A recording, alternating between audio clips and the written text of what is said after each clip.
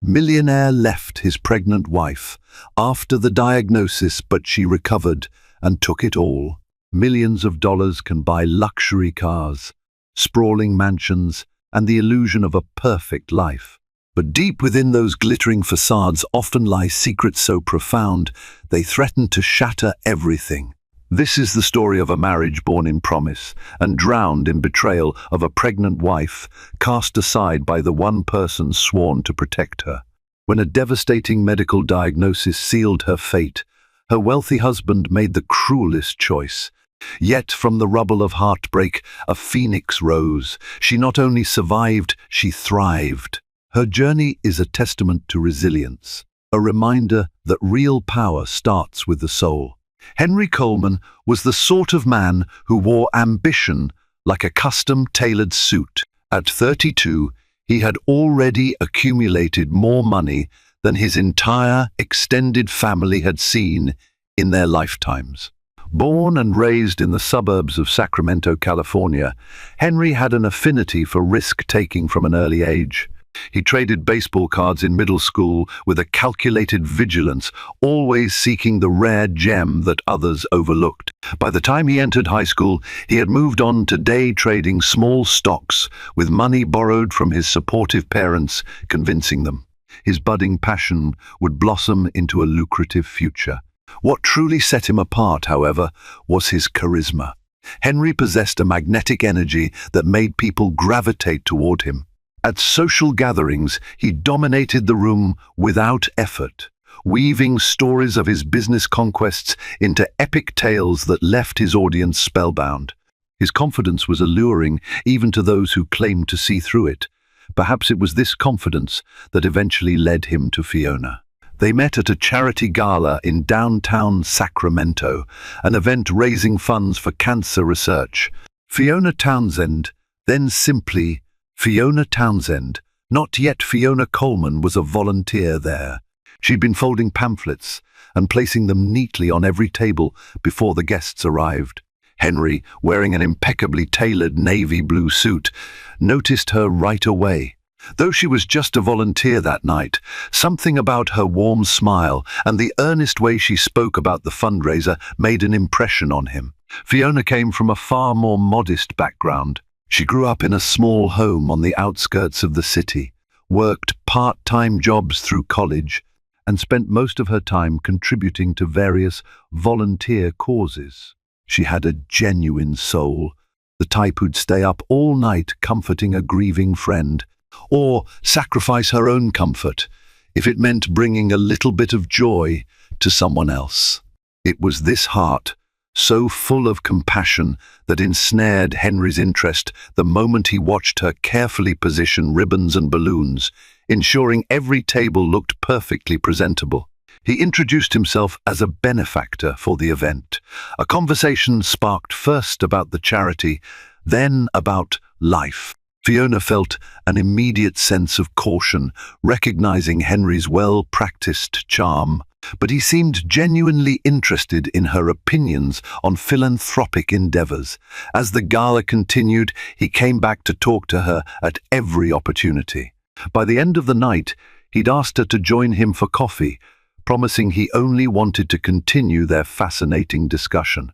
Fiona hesitated, but something in his eyes, a hint of sincerity, amid all that polished bravado, convinced her to say yes.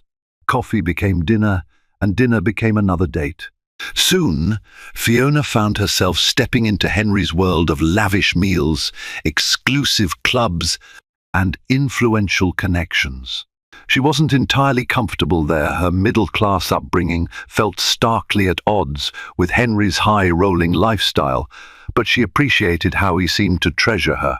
The philanthropic side of Henry's life also impressed her. He donated significant sums to various charities, including the Cancer Research Foundation, where they'd met. While it was true that Henry's generosity occasionally doubled as a business strategy, helping him network with the right people, Fiona observed moments of genuine empathy in him. Moments that gave her hope this outwardly ambitious mogul possessed a softer center. When Henry proposed 6 months later, it felt quick, Yet she couldn't deny the whirlwind romance they'd shared. He dropped to one knee at a local botanical garden, a place Fiona adored for its serenity. She accepted. In that instant, her life seemed like an improbable fairy tale. She was marrying a man who had the world at his fingertips, and he was willing to share that world with her. For her parents, who lived on the lower end of the socio-economic ladder, it was a dream come true to see their daughter secure such a brilliant, successful partner. Within a year, they were wed at a lavish ceremony in Napa Valley, attended by industry titans and politicians. Henry often rubbed shoulders with. People praised the union as a match of brains and beauty, and every camera seemed drawn to Henry's triumphant smile. More intimate snapshots, however, showed Fiona's quiet warmth and the unassuming joy that made her so unique. Though Henry soared in the professional sphere, closing deals and multiplying his fortune, Fiona remained grounded. She spent her time volunteering and, when she wasn't at a charity event, she accompanied Henry on business trips. She helped him connect with communities and philanthropic projects, balancing out what sometimes felt like an obsession with profit. Their relationship wasn't perfect, but it worked, thanks largely to Fiona's unwavering patience and Henry's willingness, at least initially, to compromise. One crisp January morning, Fiona woke up feeling a wave of nausea that caught her off guard. Thinking it might be just a stomach bug, she tried to brush it off. However, as the days passed, she found herself increasingly fatigued, with an unusually heightened sense of smell. The faint aroma of coffee would suddenly overwhelm her, churning her stomach. Suspecting something more, she purchased a home pregnancy test from a discreet pharmacy across town. While she and Henry had talked about having children someday, Fiona wasn't certain if this was the right time. She felt a flutter of excitement, but also worry about Henry's reaction. He was in the middle of a groundbreaking venture, something about a tech platform that would revolutionize financial analysis and working 14-hour days to ensure its success. The moment Fiona saw the positive lines, her heart pounded with a mix of joy and fear. She recalled how Henry sometimes spoke about fatherhood in hypothetical terms, always couched in disclaimers like "once everything settles down" or "when I've reached my next financial goal."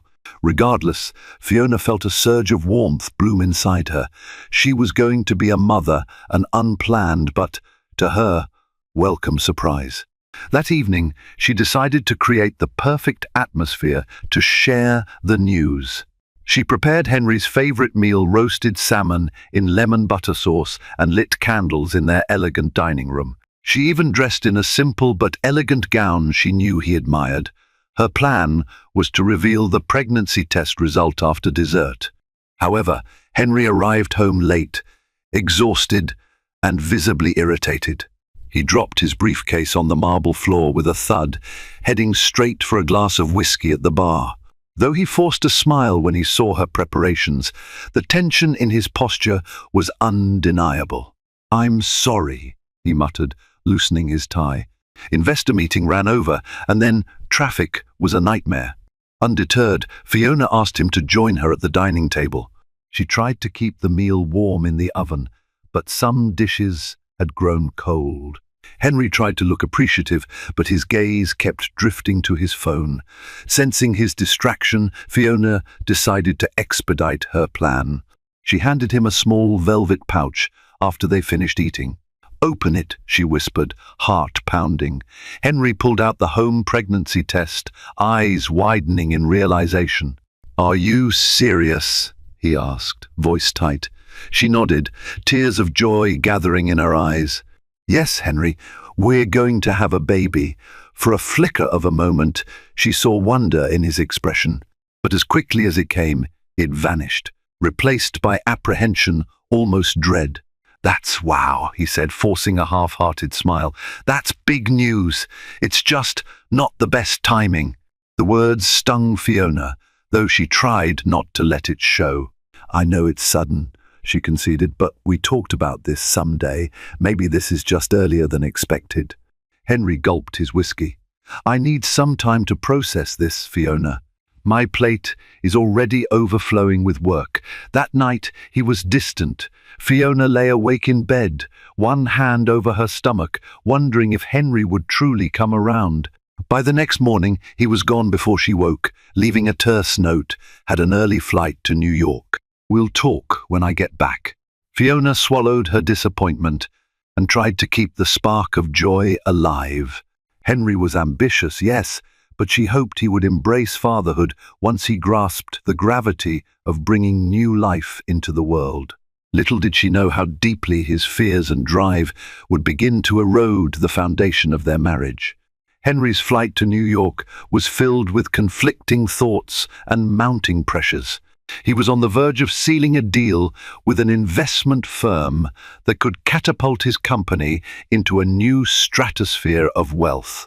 Yet the news that Fiona was pregnant had thrown him into emotional chaos. Once in Manhattan, he plunged into meetings.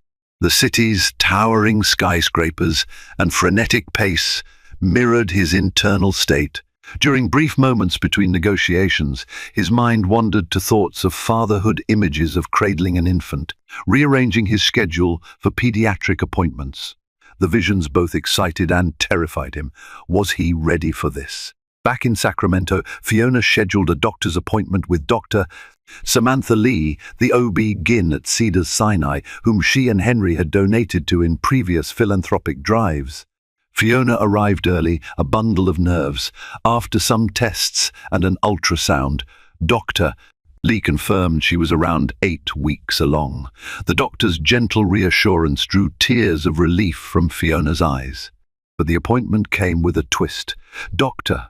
Lee noted some irregularities in Fiona's liver enzymes, nothing critical yet, but worth monitoring. Pregnancy can put extra stress on the body, Dr. Lee explained. We'll run more tests to rule out any underlying condition. Fiona tried not to panic. She told herself it was likely just normal pregnancy-related changes. Still, a small knot of anxiety lodged in her chest. A week passed before Henry returned from New York, triumphant in his negotiations. He breezed through the door, briefcase in hand, his grin fading when he saw Fiona's apprehensive expression. She explained the medical findings. Dr. Lee is concerned I might have an autoimmune issue. I need more tests, Henry. He frowned, sinking into the sofa. Autoimmune issues, what does that mean? It could complicate the pregnancy, she replied, voice trembling. Doctor, Lee wants me to see a specialist. Henry's shoulders tensed. Look, whatever you need, we'll do it. But are we sure now's the best time for this? I mean, if it's dangerous. Fiona's heart clenched at the implication he might be hinting at. She hadn't even considered terminating the pregnancy. This baby is part of us, she managed, tears gathering at the corners of her eyes.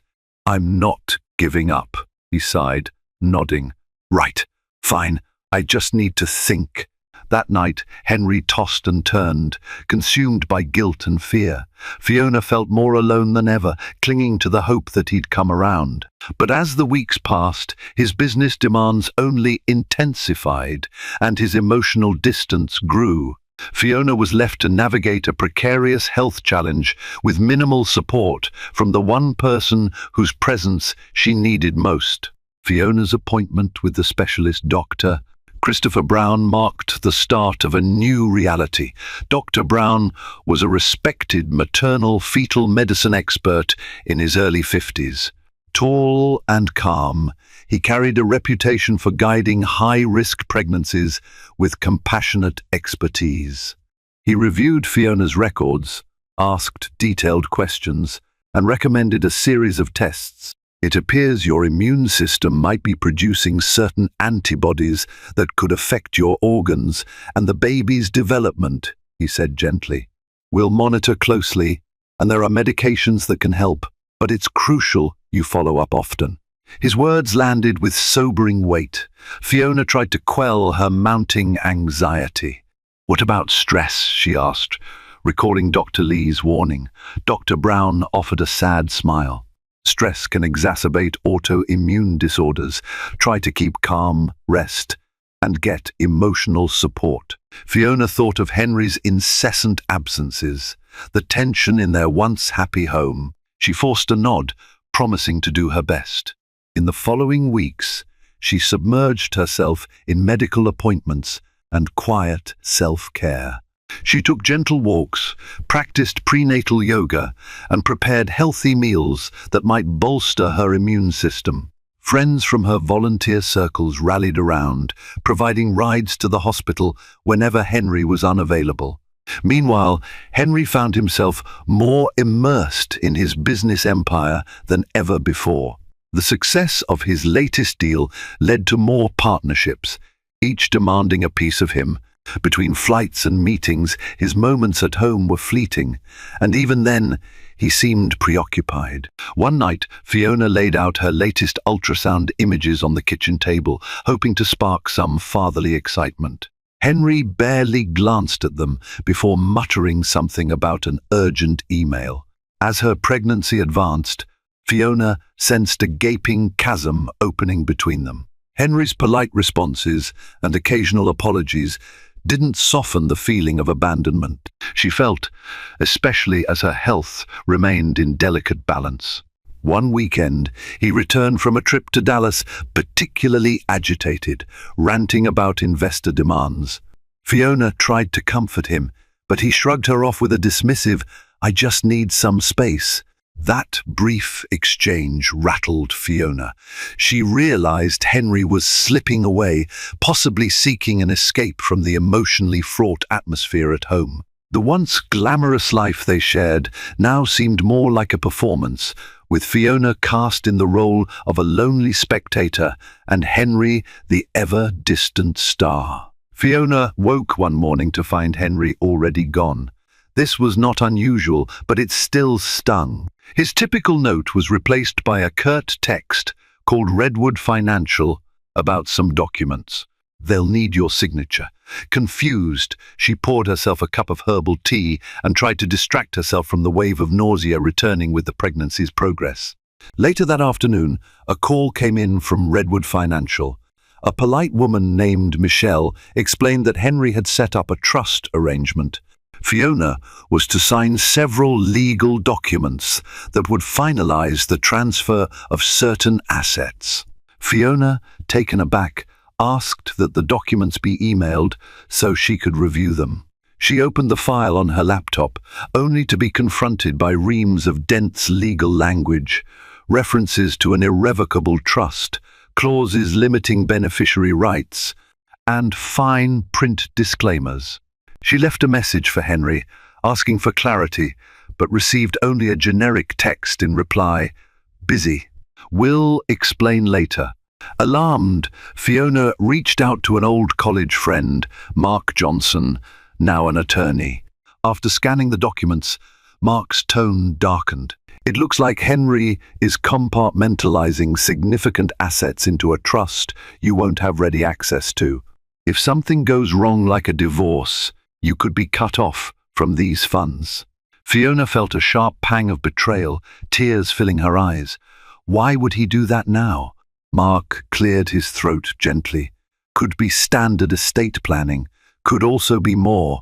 You need to be cautious." That evening, Fiona confronted Henry in their living room, documents in hand. "I got a call from Redwood Financial. What's this about a trust that excludes me?" Henry, exhausted from back-to-back meetings, bristled at the accusation. "It's just business, Fiona," he said, face tight. "I have investors. I need to protect certain assets." "Protect from whom?" Fiona asked, her voice trembling. "From me?" He looked away. "It's not personal. My legal team advised me to set this up to shield funds. It's best for the company." "It's best for you," Fiona fired back. "I'm your wife, Henry. I'm pregnant and sick. You didn't even talk to me before doing this?"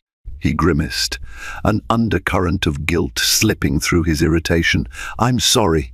Things are complicated. Let's not blow this out of proportion." But it was too late. The trust documents, stood as damning evidence of Henry's commitment to his empire above all else.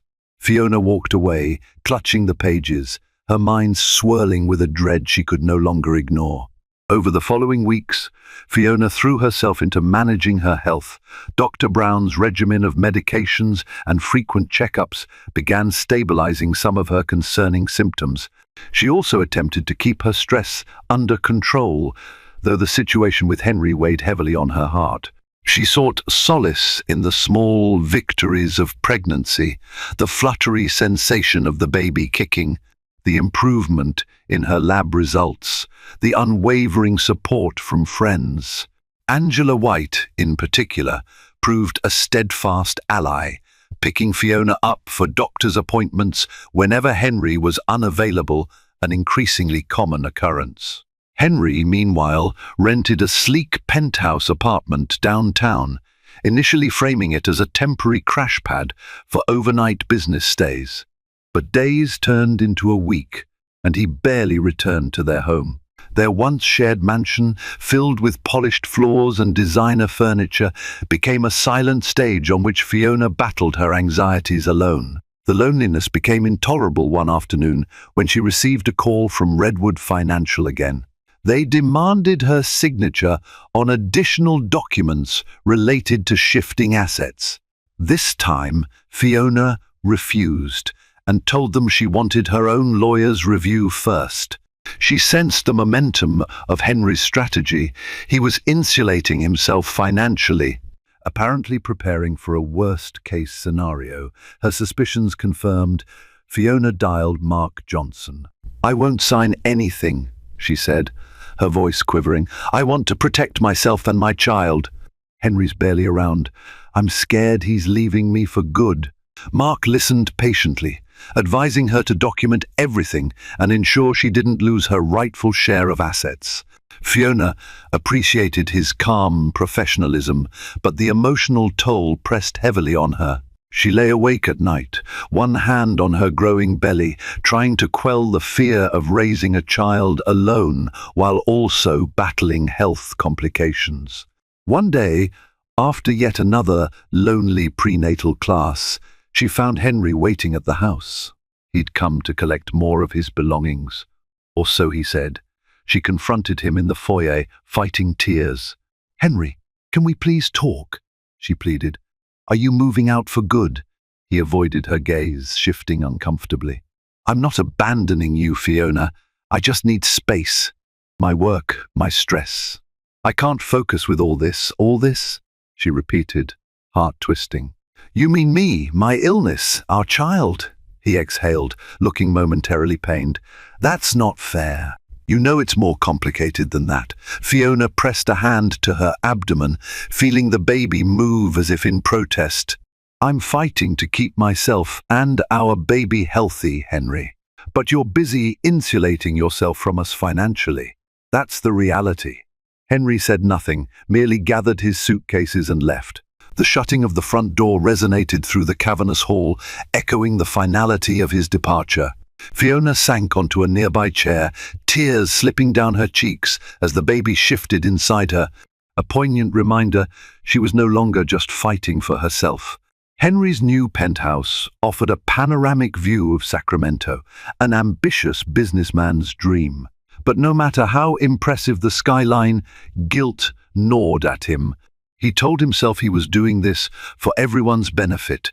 Fiona needed a calm environment, he reasoned. Yet a part of him knew the truth. He was running from emotional responsibility. Work devoured his days. His tech platform was on the verge of a major launch, and every detail demanded his attention. He told himself he'd make it up to Fiona once the chaos subsided, once he secured the biggest success of his career. Yet nights in the penthouse felt hollow. He slept fitfully, haunted by the memory of Fiona's tear-streaked face. Back at the mansion, Fiona found her days long and exhausting. Her autoimmune condition flared unpredictably, causing bouts of pain and nausea. She relied heavily on Dr. Brown's treatments and Angela's steadfast kindness. Though physically drained, her spirit remained unexpectedly resilient. Late one evening, her phone buzzed with an unknown number. Answering cautiously, she heard a warm, familiar voice. "Fiona? It's Angela. I'm at the hospital. You need to get down here." Alarm coursed through her. "Hospital? What's wrong?" "It's Henry," Angela said quietly. "He collapsed at a meeting.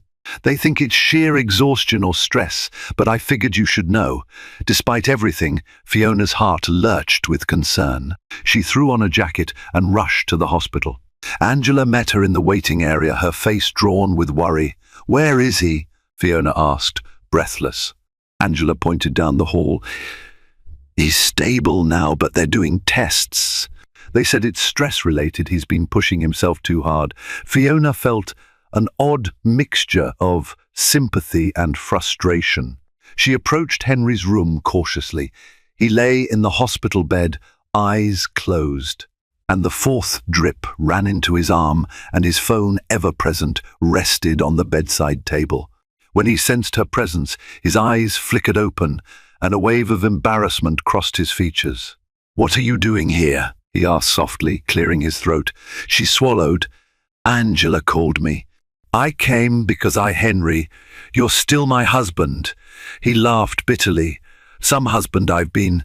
They stared at each other in tense silence. Eventually, Henry looked away. "Doctor says I've got dangerously high blood pressure." Ironic, isn't it?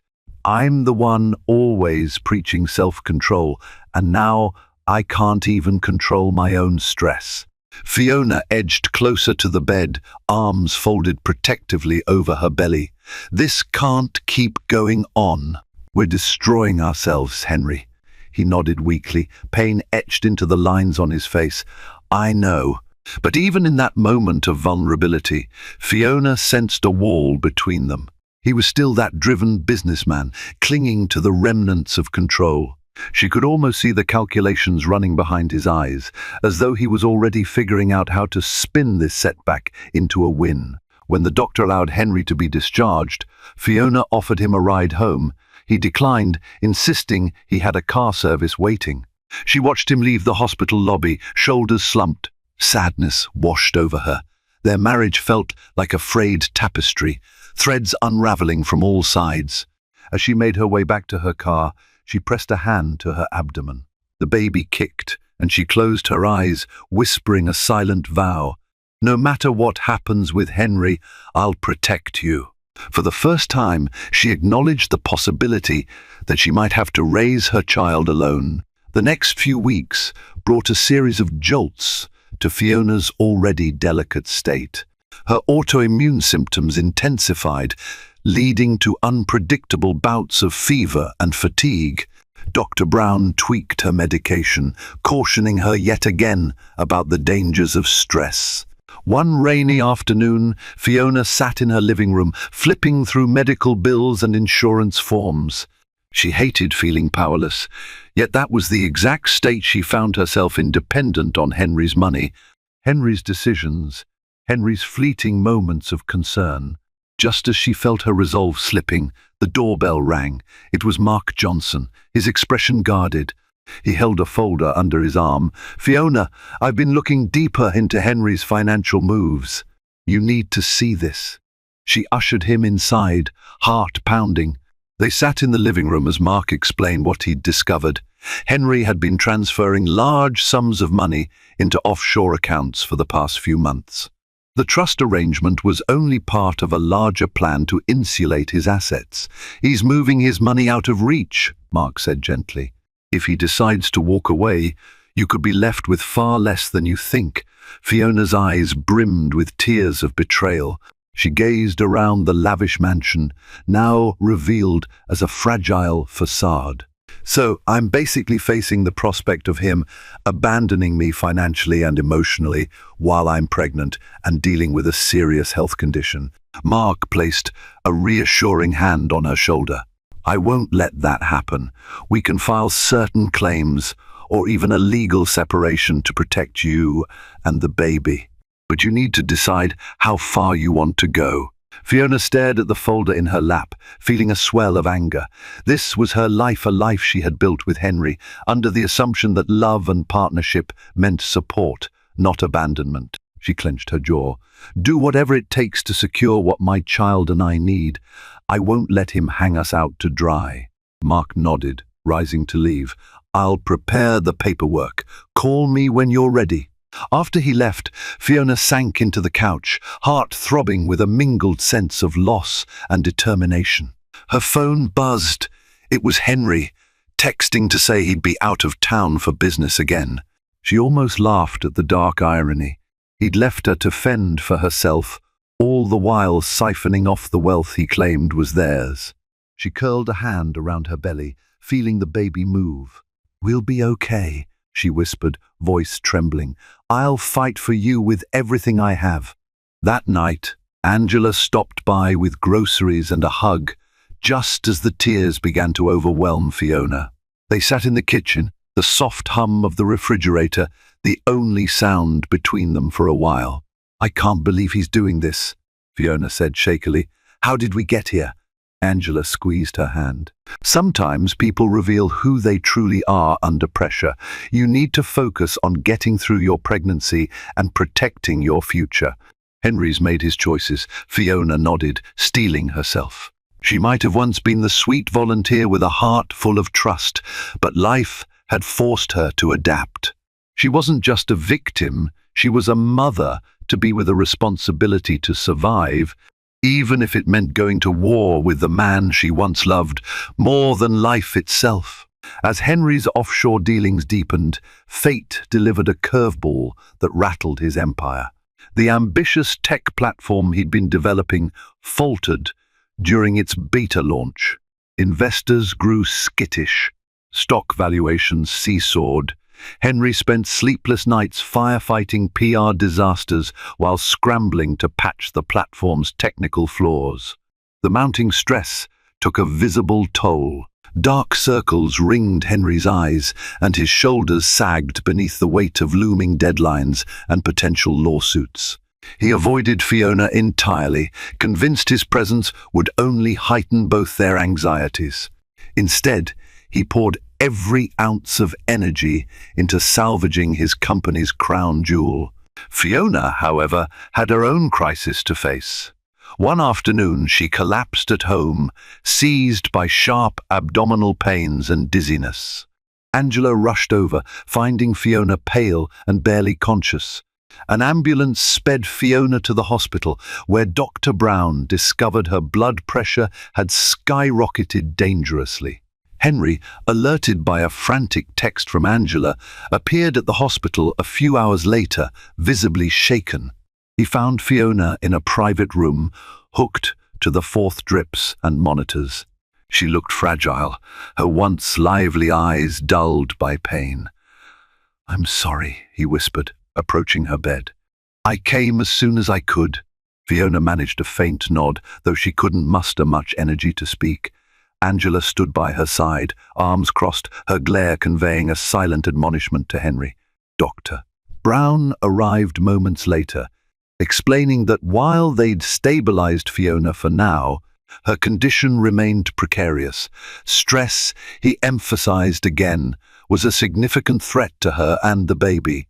Henry sank into a chair, staring at the medical equipment. Guilt gnawed at him. As he looked at Fiona's wan complexion, he realized how close he was to losing everything that truly mattered. The ambition, the deals, the offshore accounts, none of it felt meaningful if it meant endangering the life of his wife and unborn child. He stayed at her bedside that night, phone switched off for the first time in ages. The hospital's fluorescent lights reflected off the antiseptic floors, casting sterile shadows across Fiona's face. She dozed in fitful spurts, occasionally waking to glance at Henry before drifting off again. By morning, Dr. Brown announced that Fiona was stable but recommended a longer hospital stay. Henry stepped into the corridor to take a call from his coup, who delivered grim news about potential investor lawsuits. For once, Henry couldn't muster any reaction. The only lawsuit that mattered was the one he waged against fate. desperately trying to keep Fiona and their baby alive. When he returned to Fiona's room, she gave him a weak, sad smile. "Go," she whispered. "Handle your crisis." He shook his head. "No, I'm staying. I can't keep running." But as the day wore on, his phone buzzed non-stop with urgent messages. Fiona saw him pacing in the hallway, torn between two worlds.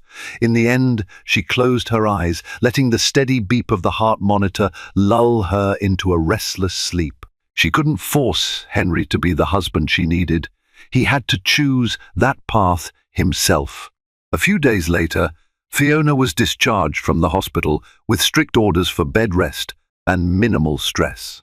Henry pleaded with her to come to his penthouse, arguing it was closer to the hospital and that he could arrange private nursing care there.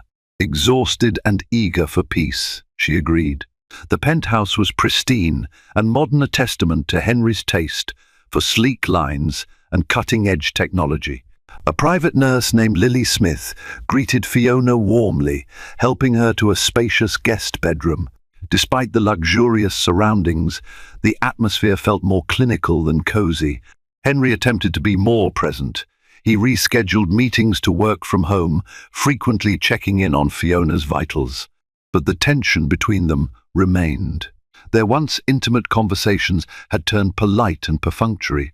Fiona felt like a guest in Henry's domain rather than a partner in his life. One night, restless on the plush penthouse couch, Fiona heard Henry on a phone call in the adjacent room.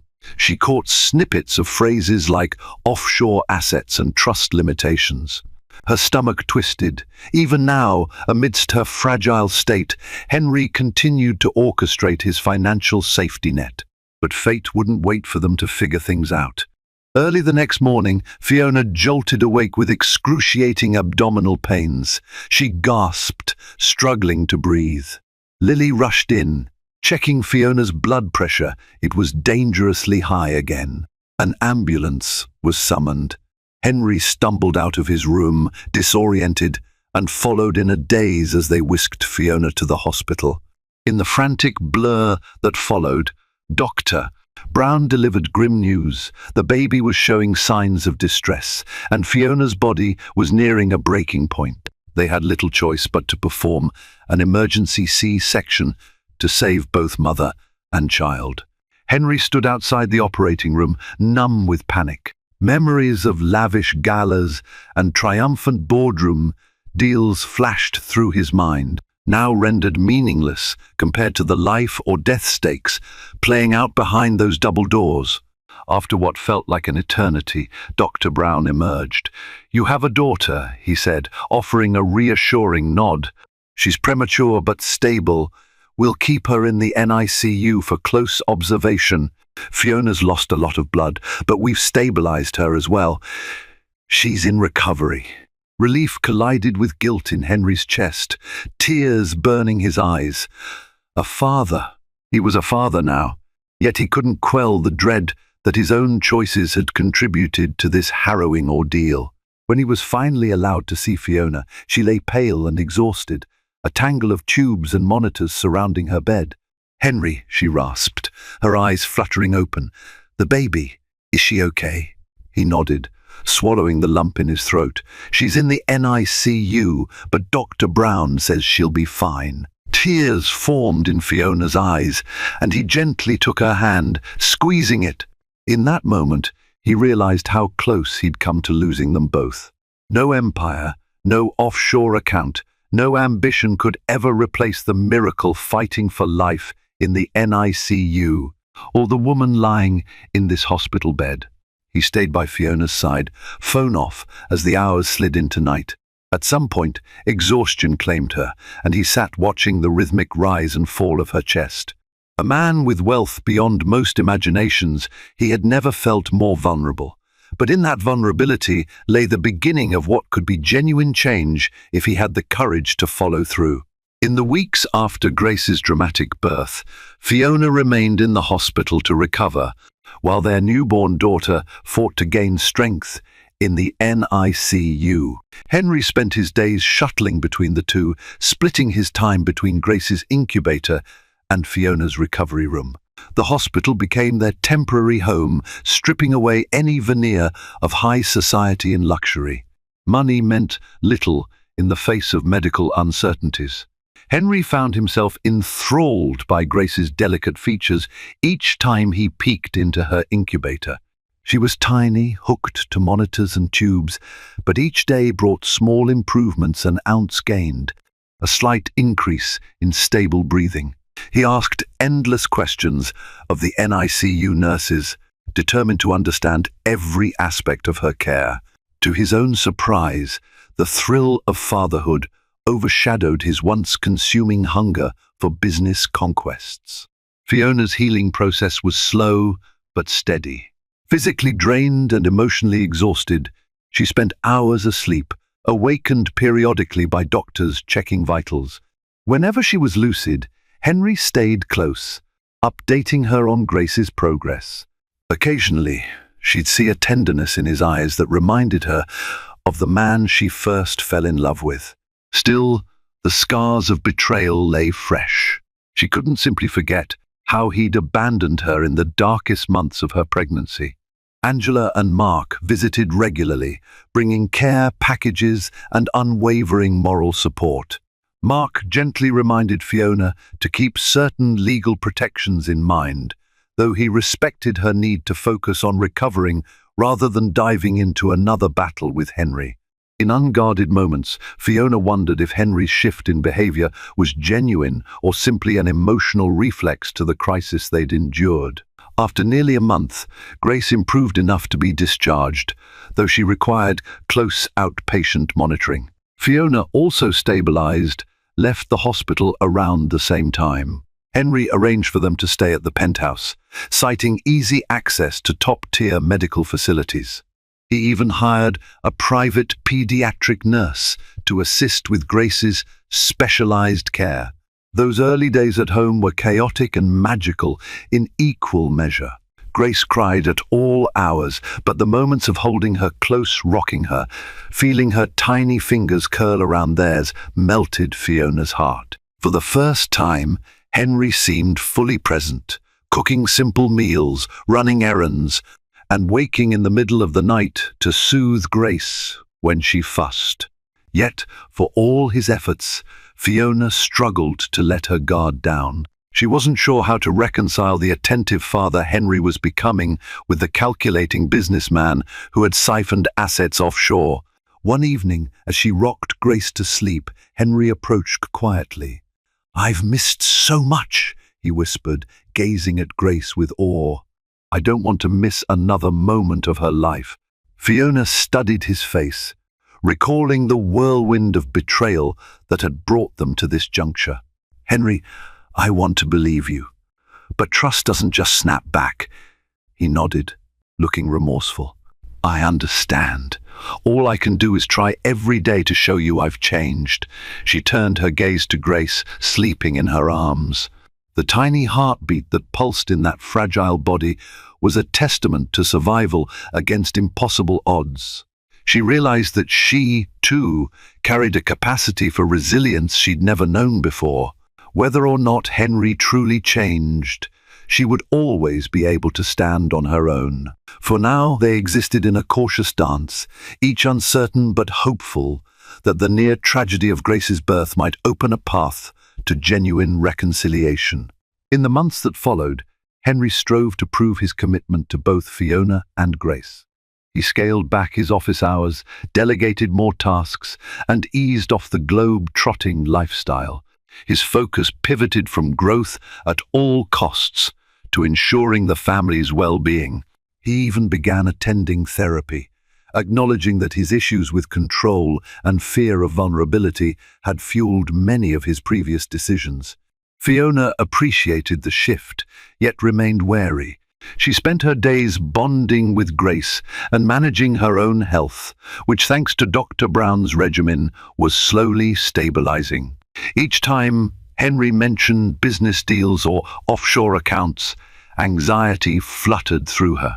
She wasn't naive about how quickly priorities could shift once daily pressures resumed. One evening, Henry surprised Fiona by inviting her to a small dinner at the penthouse. Dressed casually for the first time in ages, he prepared a modest pasta dish. Though it was slightly overcooked, Fiona was touched by the genuine effort. Over candlelight, he reached across the table.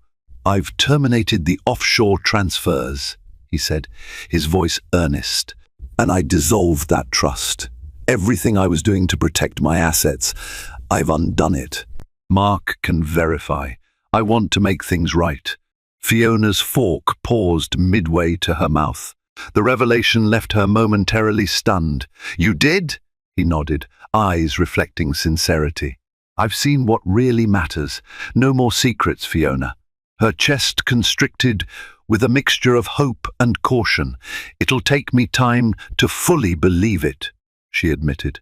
He bowed his head. "I know. I'll wait as long as it takes." Still, life rarely grants smooth sailing. A few days later, a summons arrived at the penthouse from an investor who felt misled by Henry's earlier tech platform fiasco. They were suing for damages, claiming financial losses tied to Henry's alleged overpromises. The news rattled the household. Fiona, already anxious, worried how another crisis might pull Henry away. "This could drag on for years," he muttered, tossing the papers onto the coffee table. "I can't let it ruin everything we've built." Fiona felt a stab of fear. She recalled the Henry who would shut her out at the first sign of business trouble. Yet the new Henry surprised her. Rather than diving headlong into battle, he considered settling. "I hate paying them off," he admitted, "but it might be the best way to avoid a prolonged fight." In the end, Henry chose the settlement route, swallowing his pride for the sake of familial stability. The payout was significant, but it stemmed the tide of legal scrutiny. When all was finalized, Henry collapsed onto the living room sofa, emotionally spent. Fiona sat beside him, resting a hand on his. "Thank you," she said softly, "for putting us first." He looked at her, his eyes reflecting genuine regret and relief. "After almost losing you and Grace, I realized I can't measure my life by net worth alone." Fiona leaned her head on his shoulder. She remembered lying alone in a cold hospital bed, thinking Henry had abandoned her forever. The memory still hurt, but perhaps they had reached an inflection point. If his actions continued matching his words, maybe their family had a shot at real unity. Time brought steady healing to both Grace and Fiona. By the time Grace was 6 months old, she was hitting baby milestones, rolling over, babbling, reaching for toys. Fiona's autoimmune condition stabilized under Dr. Brown's vigilant eye, and her energy levels improved enough that she began revisiting some philanthropic ideas. The near-death ordeal had awakened a desire in Fiona to champion healthcare causes. She wanted to help other women facing high-risk pregnancies. Henry, seeing her passion rekindled, encouraged it wholeheartedly. Meanwhile, he wrestled with his own professional crossroads.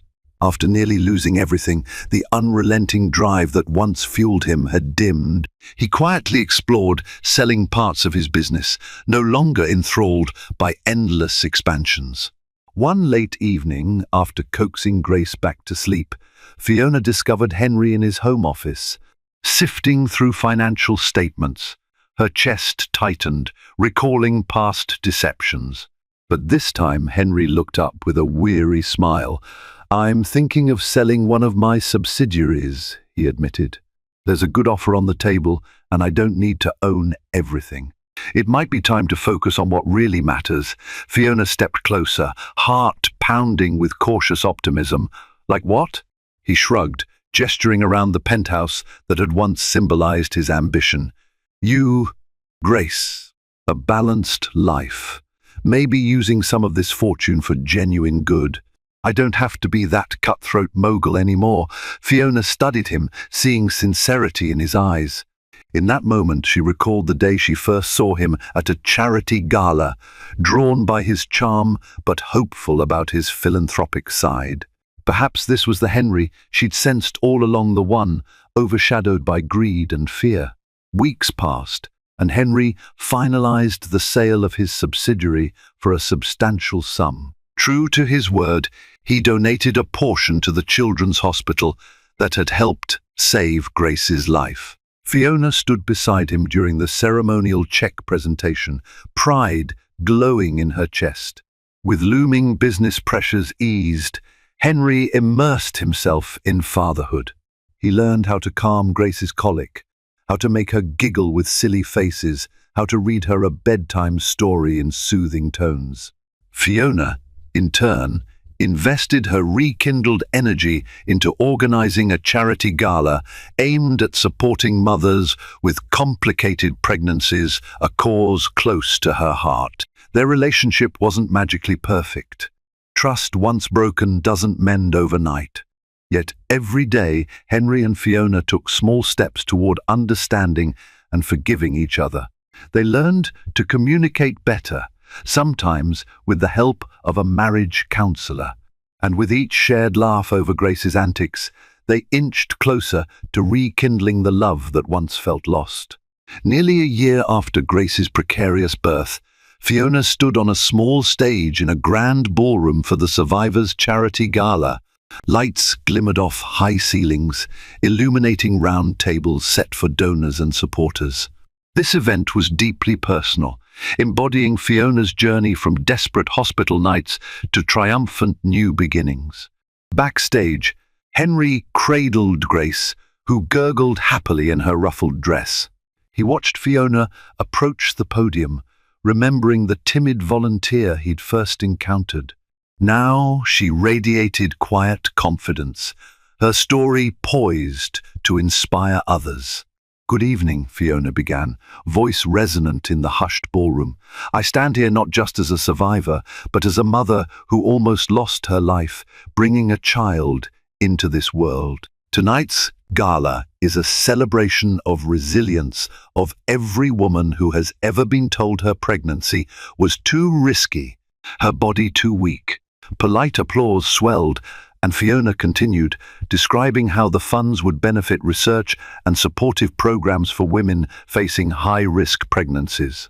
Each word was infused with the authenticity of lived experience, drawing tears and admiration from the crowd. Henry, holding Grace, felt an unaccustomed swell of awe. The woman he'd hurt, the woman he'd nearly lost, stood poised and unbroken, channeling her pain into a cause that would help countless others. For the first time, he fully understood the depth of her strength and just how fortunate he was to be by her side. When the final auction items sold, the event organizer announced a record-breaking total. The crowd erupted in cheers. Some hurried to congratulate Fiona, while others praised Henry for matching donations. Cameras flashed, capturing their family in a moment of triumph. Yet, amid the applause, Henry had one more surprise.